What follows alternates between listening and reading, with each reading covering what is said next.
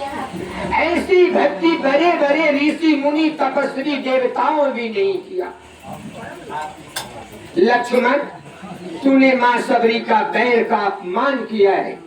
जा लक्ष्मण, यही बैर तुम्हारे प्राण का आधार होगा, तुम्हारे जीवन का आधार होगा, और वही बैर जाकर संजीवनी बूटी बन गई। और लक्ष्मण, इसीलिए परमात्मा से हमें जुड़ जाना है। चाहे कोई कुछ भी करे, हमें जुड़ना है। क्यों? मैंने आपको बताया, ईश्वर अंश, हम उस परमात्मा के अंश है, और फिर मुझे जाकर के उस अंश से मिल जाना है। जब हम मिलेंगे तो परमात्मा पूर्ण है, और जब हम जाकर मिल जाएंगे तब हम पूर्ण हो जाएंगे। नहीं तो फिर गधा कुत्ता कुकर बंदर में जाना होगा। इसीलिए माई, हमें पूर्ण बनना है, पूर्ण नहीं। और आपको बताऊं भगवान कैसे रिझते। एक छोटी सी कथा, राजू भैया, एक छोटी सी कथा। नर्मदा नदी के किनारे भगवान कितने कृपा वरुणालय है। कुछ लोग इन जाति पाति का भेद कर दिया है, लेकिन मैं डंके की चोट के साथ कहता हूँ, मानव ने किया होगा, लेकिन परमात्मा ने कभी ऐसा सोचा भी नहीं। मैं प्रमाण दूं, जो सच्ची घटना है, सच्ची कथा है, बनावटी नहीं है। यह कलयुग की घटना। नर्मदा नदी के किनारे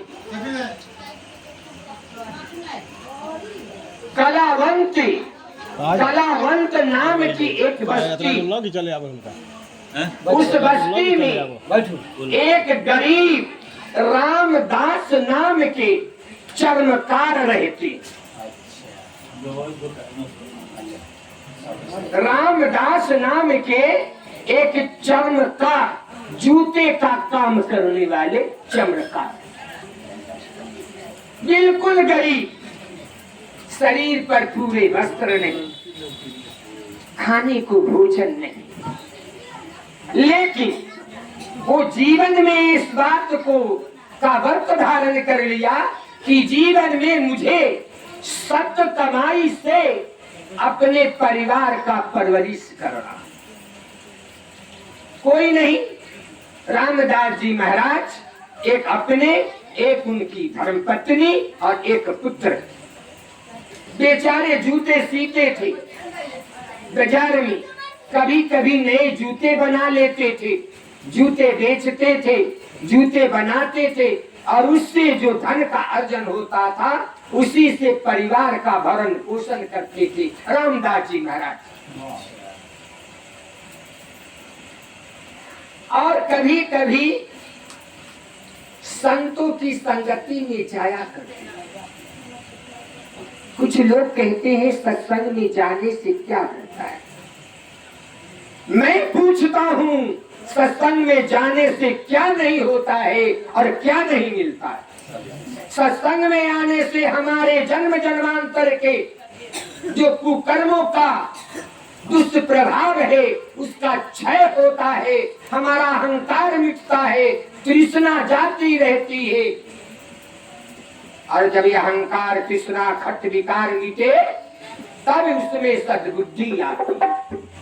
जब सद्बुद्धि आ जाए तब उसमें विवेक होता है, और जब विवेक हो जाता है तब वह अपने आप को पहचान जाता है। तब कहता है जो मैं हूँ वो ओ है, जो ओ है वो मैं हूँ। वेद कहता है, हम बिना प्रमाण की बात नहीं करते, वेद कहता है सो हम, जो मैं हूँ वो है, हम सम, जो मैं हूँ वो ओ है, सो हम।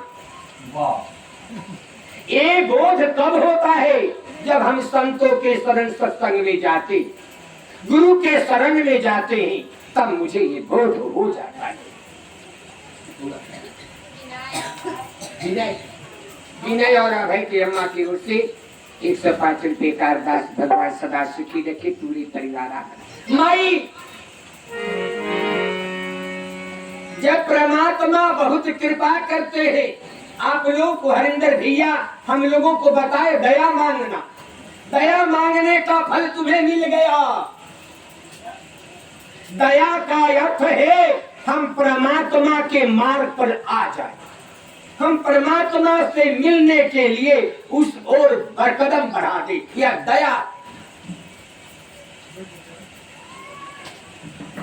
तो ये सत्संग में आने से होता है।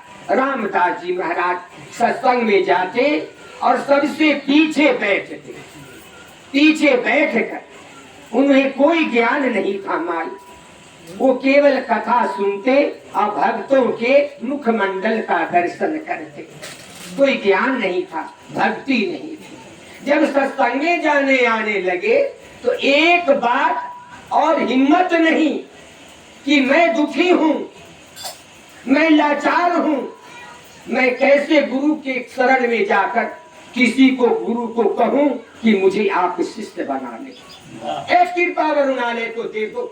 लेकिन जीवन में रामदास जी महाराज को एक शब्द बोध हो गया, वो हमेशा रटते थे और कहा करते थे, हे हरि मैं जैसो तैसो तेरो, हे हरि मैं जैसे तैसे तेरो।